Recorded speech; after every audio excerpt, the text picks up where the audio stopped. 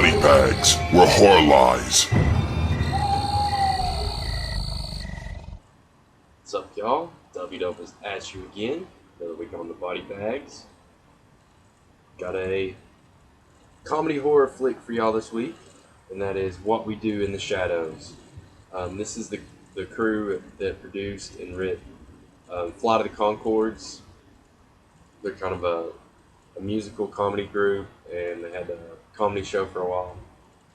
Pretty funny guys, though, overall, for sure. And awesome. They translated awesome into the category of movies. I'm pretty sure they wrote a lot of this stuff. So, straight out the gate, I will give it props. But, anyways, it's a mockumentary style, much like in the vein of Spinal Tap, another movie I'm a big fan of.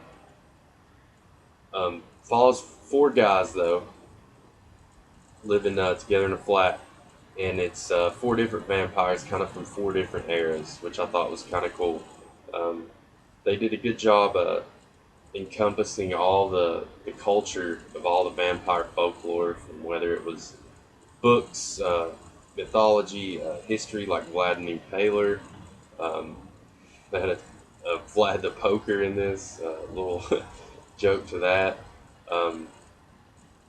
They cover all the, religion, culture sides of it, different demographics. They really well thought it out. But anyways, so the four guys living in the house, you kind of got a poetic one, like an Anne Rice Interview the Vampire style one, funny guy. Then you've got kind of a rock star dude who might translate to, but I actually think he's more portraying like the Vlad the Impaler style. And then you have like a Nosferatu style vampire, and then you got a modern hipster vampire they just recently turned. So and it's pretty cool. He's a computer programmer.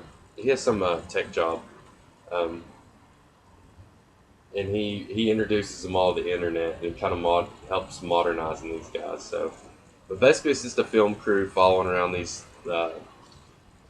four vampires and learning their backstory as you go along the way, and their hilarious misencounters, day-to-day life of being a vampire.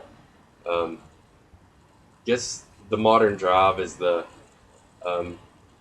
maybe two sub-stories, just daughter or just dealing with the modernization of trying to keep up with the times, I guess, for these 100-year-old vampires. Might be a little out of touch. And then you also have this girl that they have promised to turn into a vampire, and they pretty much treat her as a servant, and they keep pushing it off. And that's one of the main themes of this movie. There's a lot of cool subplots, though. Not to give too much away, but there's like interactions with other monsters of folklore, if you will. You got your witches and all that shit, and werewolves. The scenes encounter with them are awesome. Anyways, this is it's a comedy horror. It's comedy first horror movie, in the line of comedy horrors. So, don't be expecting too much, just horror, out and out horror. But I will say the makeup and effects are top notch. There is pretty good amounts of blood in this. And the flying effects and the digital effects they used in this movie were very well done. I was impressed. So they didn't take any shortcuts. I felt like, whether it comes with the horror side of things and the trying to keep it actually in a lot of vampires and horror. So cool stuff. Amazing soundtrack as well. I can't really say enough good things about this movie. I can't really find a whole lot of complaints. Maybe, I hope they do a sequel and they can do on just more escapades of these guys. I mean, I thought there was enough interesting sub-stories going on in this one to keep it going without having a main drive, really, for the film, other than just covering these guys' lives. So hell yeah, Can't suggest this one enough. Go check it out, y'all, if you haven't. 9 out of 10 for me. Very solid. One of the better comedy horror flicks I've seen.